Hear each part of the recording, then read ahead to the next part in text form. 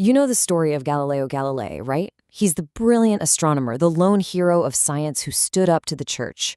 It's this classic tale of reason versus power. But what if that story is just the first chapter? What if the real drama isn't about the planets at all, but about politics, about theater, and about a single world-shattering event that changed, well, everything? Let's dig into the layers of this incredible story. This line from the play Life of Galileo really gets to the heart of it all. At first glance, it sounds like a cry for a hero, someone to stand up for what's right. But then the play hits you with a devastating comeback. No, unhappy is the land that needs a hero. Whoa. Suddenly, it's not about the hero anymore. It's about the broken world that's begging for one. All right, so first, let's just lay out the classic conflict, the one we all learned in school. This is the story as we usually hear it. A showdown between one brilliant scientist and the all-powerful church. It's a narrative that's fascinated people for centuries. Now, this argument was about way more than just astronomy.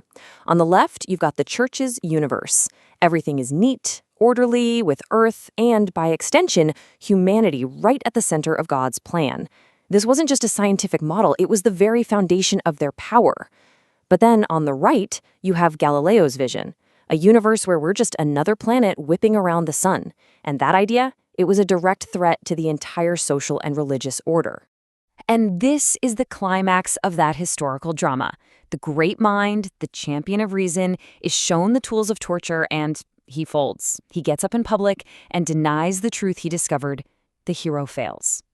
So, case closed, right? Nope, not even close. This is where the story takes a sharp turn and gets a whole lot more complicated. Because the version of Galileo that most of us know, it really comes from a play written by this guy Bertolt Brecht. And trust me, Brecht had his own reasons for telling this story.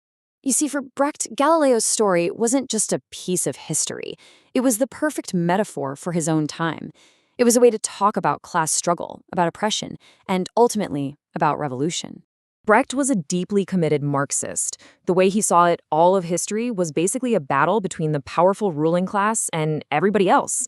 And in that battle, truth wasn't some abstract idea. It was a weapon. A scientific fact, once you let it out into the world, could empower regular people and help them dismantle an unjust system. So, looking through that lens, Brecht completely reframes the story. The church leaders, they're not some mustache-twirling villains. They're more like, senators or bankers, just guys protecting their interests.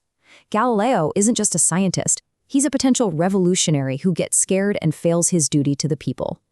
For Brecht, the real hero is actually his student, Andrea, who stands in for the people and carries the truth forward. And this is where things get really, really wild. Brecht didn't want his audience just sitting back in the dark, getting lost in the drama. No, he wanted you leaning forward, wide awake, and questioning everything. So he basically invented a whole new way to do theater. He called his new style epic theater, and its goal was pretty much the exact opposite of every play you've ever seen. He literally wanted to stop you from feeling and force you to think. Yeah, you heard that right. The entire point of epic theater is to keep you from getting swept away by emotion. Brecht wanted his audience to be like scientists observing an experiment on stage, constantly analyzing what's happening and asking, wait, why did he do that? Just think about the difference. Traditional theater, on the left, wants to create this perfect illusion of reality. It wants to pull you in, make you feel all the emotions, and then you have a good cry. Brecht's epic theater, on the right, does the opposite. It constantly shatters the illusion, reminding you, hey, this is just a play. It's a construction. Now think about what it means. And he had this whole toolbox of weird techniques to make it happen, which he called the distancing effect. Actors would just stop and talk directly to the audience. The stage lights would be harsh and bright, so you never forgot you were in a theater. Characters would burst into song right in the middle of a scene to comment on the action. He'd even use signs to tell you what was going to happen before it happened, completely killing any suspense. It was all designed to keep you at a cool, critical distance. So Brecht wrote the first version of this play in the late 1930s, but less than 10 years later, a historical event so massive, so world-changing happened that it made him go back, tear up his own play, and condemn the very man he once saw as a complicated hero. This is the final, and honestly the most devastating layer of the story. This is the moment when a 17th century argument about stars suddenly became terrifyingly relevant to the modern world. Look at this timeline. In the first version, written before the atomic bomb, Galileo is this clever, pragmatic guy. Sure, he recants, but it's all a clever trick so he can keep working in secret. Then, August 1945, the world changes forever. After Hiroshima, Brecht rewrites the play, and his new verdict is absolutely brutal. Galileo is no longer a flawed hero. He is a social criminal. After the bomb, Brecht saw Galileo's surrender to the church in a horrifying new light. It wasn't just a personal failure anymore.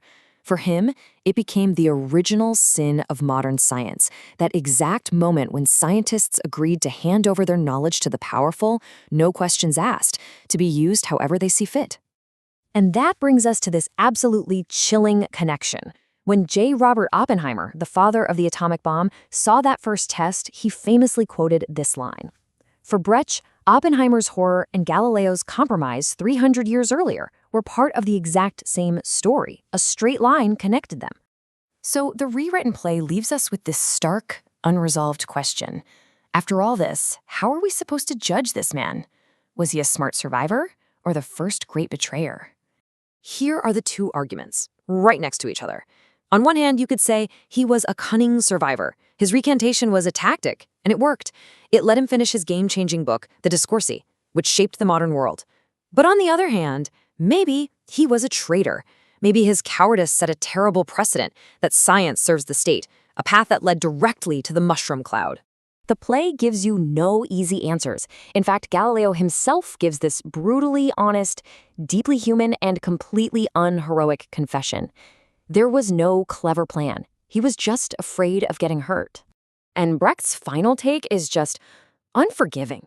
He paints Galileo not just as a coward, but as a glutton, a guy who loved a good meal and his own comfort more than he loved his profound responsibility to the future of all humankind. And in the end, Brecht has Galileo deliver his own verdict. It's this absolutely devastating self-condemnation, a confession that he didn't just sell out himself, he sold out the entire promise of science as a force for human good. And this is the question Brecht's play just leaves ringing in your ears.